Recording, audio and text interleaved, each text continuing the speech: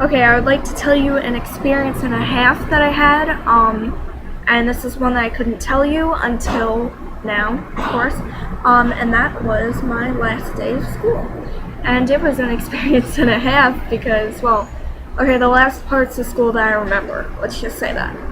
Because one of them is the day before and all that nonsense.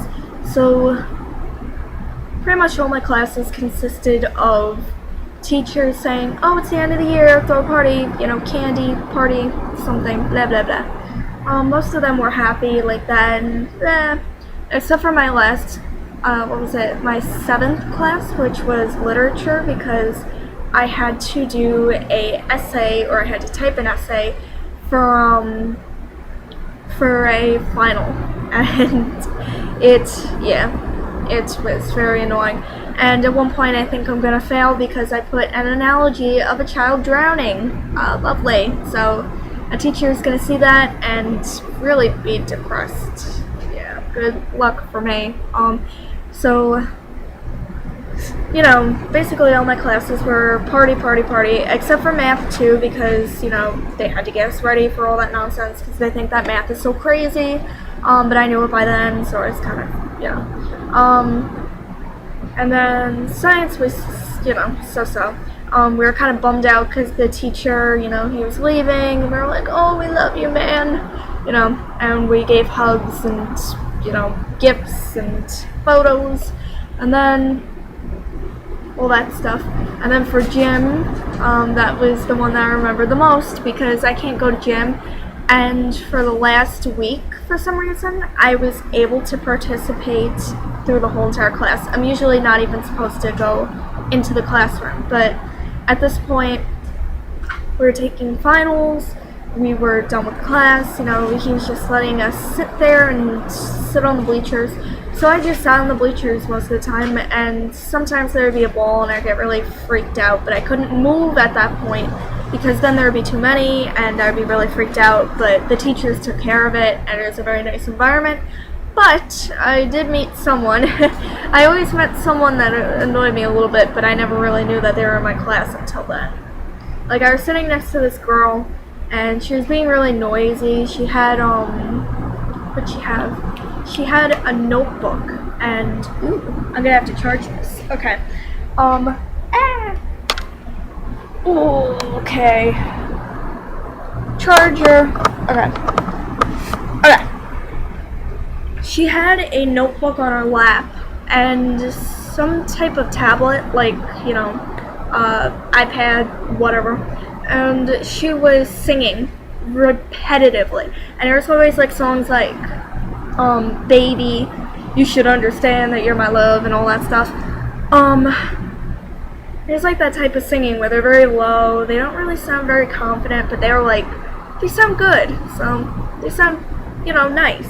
So I said, oh, you have a really nice voice, and she started asking me if I could sing. I said, well, knowing about this, I said, well, I used to sing and, do covers and put them online and all that nonsense, which I'm ashamed of, but she said, why don't you sing anyway, blah, blah, blah, and I said, okay, so I started singing Radiohead, and I think I only got through, like, the first particle of a sentence, when she said, we have to do it in a quiet room, and I'm like, what? We have to do it in a quiet place because the people behind us are noisy and the people behind us weren't even noisy. So, that's pretty much her way of trying to be annoying and trying to tell me to shut up. And then, at one point, she started talking about her dreams of being a singer and how she writes songs and all that nonsense. So I told her I write stories and, all that stuff. And I told her that I paint and draw, and she said, oh, that's cool, I can't do any of that. And I was like, okay. And then she asked me what I wanted to do for a living, so I told her a little bit, I wanted to do art stuff. And then she started, like, giving me, like, really cool, but, like, it was kind of funny advice. Because she was like, oh, why don't you do this for a hobby and then do this? Because I know my stuff with money. And I'm just like, oh my goodness, please, shut up. Because, like, she was saying that she knew her stuff about money, and I'm just like, oh man, you know your stuff about money. Yeah, you better save up when you're trying to be a singer. Like, I was just like, oh my goodness, mind, be quiet, because I start thinking like really messed up stuff in bad situations. So I was like, shut up, mind. She's just like, I don't know, she's that type where, you know, you talk to someone and they go like, oh, I hear you, and they're saying, oh, yeah, you're making sense.